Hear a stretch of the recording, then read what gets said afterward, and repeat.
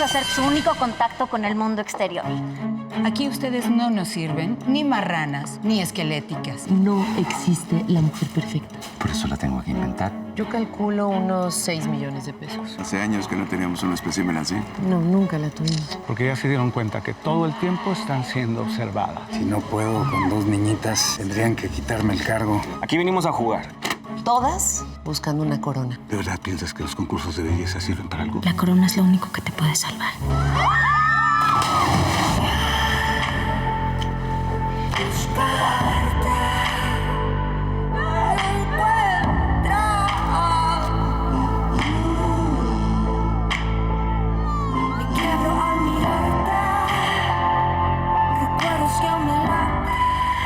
México espera ver el paraíso. Vamos a mostrarle el infierno que es esto.